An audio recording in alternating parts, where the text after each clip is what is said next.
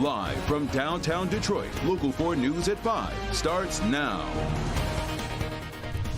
With her son set to be sentenced for the Oxford school shooting in just a few days, Jennifer Crumbley is expressing new concerns about her own upcoming trial.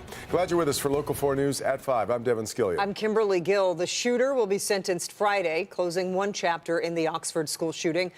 But both his parents still face trial for involuntary manslaughter in January, and there's some things Jennifer Crumbley does not want brought up in court. Sean Lee is live with a new filing in this case. Sean. Kimberly, tonight we went over that filing word by word. The thing that jumps out is that Jennifer Crumbley does not want bird evidence. I said that right. Bird evidence introduced in her trial. That means her son, well documented how he tortured birds and killed baby birds and even put it on video. Jennifer Crumbley and attorneys say they do not want a jury to hear that to apply that to her, Jennifer Crumbley, because she says she knew nothing about it. Local 4 polling the latest court filings from Jennifer Crumbley. Her lawyers fighting to keep a list of evidence out of her trial evidence they do not think applies to her case, evidence they do not want the jury to consider. The headline here, the bird evidence. The Oxford high school shooter, prior to the shooting, making horrific videos of himself killing birds, baby birds, delighting in the killing. Her attorney calling the details extremely disgusting and inflammatory. She never knew about her son and the birds. A jury could use such awful details against her. Jennifer Crumbley and her husband James are the first in the nation to be charged in a school shooting, charged with involuntary manslaughter for allegedly ignoring their son, ignoring his cries for help, and buying him the gun used in the shooting. The attorney for Jennifer Crumbley also wants evidence of a second extramarital affair tossed out of her trial. The affair was when her son was just 6. What evidence can stay in right now? The hours Jennifer Crumbley spent horseback riding while her son said he was having hallucinations, asking for mental health help. Back here live, the judge on this case has thrown a number of things out. One of those things are extramarital affairs with James and Jennifer Crumbley, but this is a second one that came up when the shooter was 6, and defense attorneys for Jennifer Crumbley worried that it might come up, and says it has nothing to do with what actually happened at Oxford High School. So we're going to check very closely what the judge will rule, because this trial is coming up on January 23rd. Kimberly. On the corner, and we will be following it. Sean, we appreciate it. Russia has shut down a new offer aimed at bringing Paul Whelan home. State Department said they proposed a deal to release both Whelan and Evan Gershkovich, but Russia said no. Jaclyn Francis live tonight with what we know about the proposed deal. Jaclyn.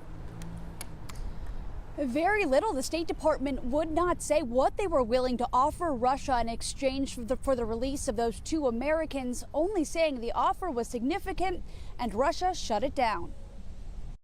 We have made multiple proposals for his release, as well as for the release of Paul Whelan.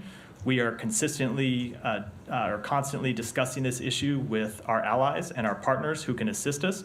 It's the latest word out of Washington when it comes to the efforts to bring 2 Americans home, Paul Whelan, a Novi native, and Wall Street Journal reporter Evan Gershkovich, both being held prisoner in Russia. The U.S. scrambling to make a deal for their release. Shouldn't have to make these proposals. They never should have been arrested in the first place. They should both be released immediately.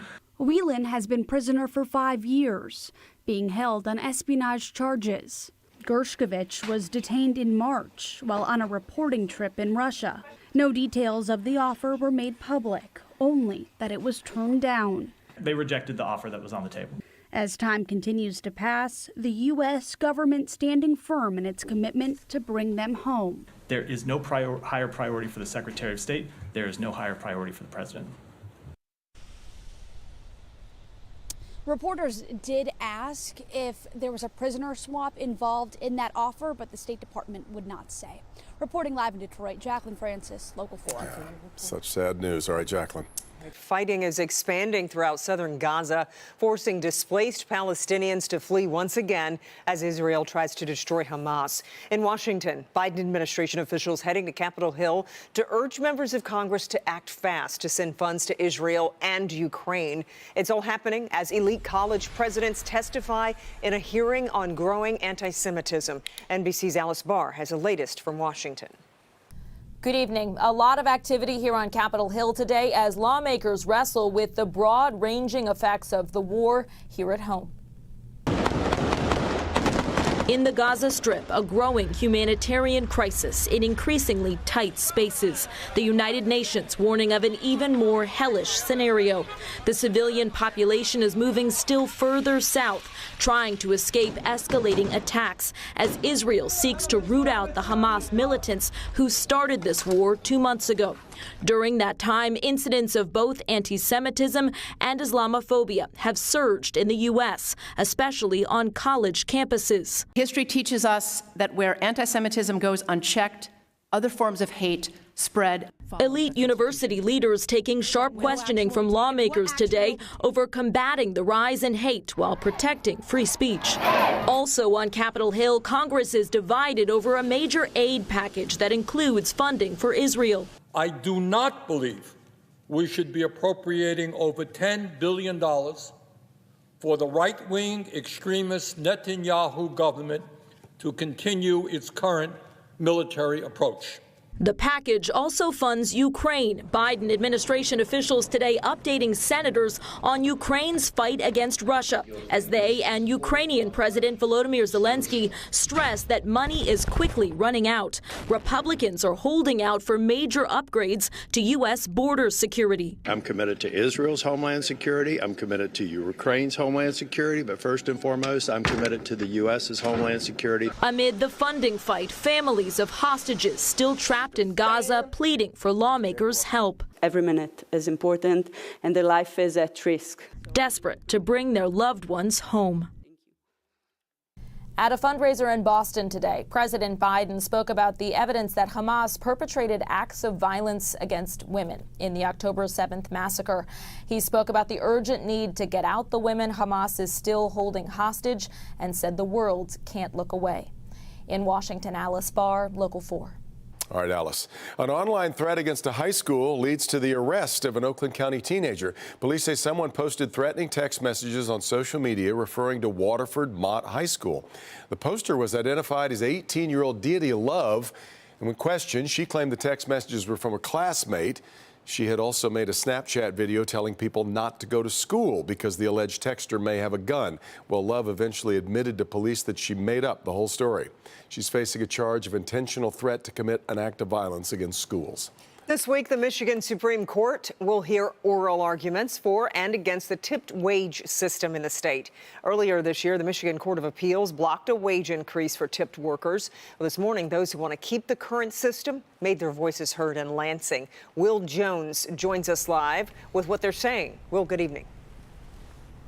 Kimberly, they say they're okay with making $3.84 an hour. They say with tips, they make much more than that. They fear if the wage goes up that people will have to pay more at restaurants and bars, and then they will stay at home or tip less and impact what they take home. Some Michigan bar and restaurant workers speaking out today in Lansing ahead of oral arguments at the Michigan Supreme Court involving the minimum and tip wage.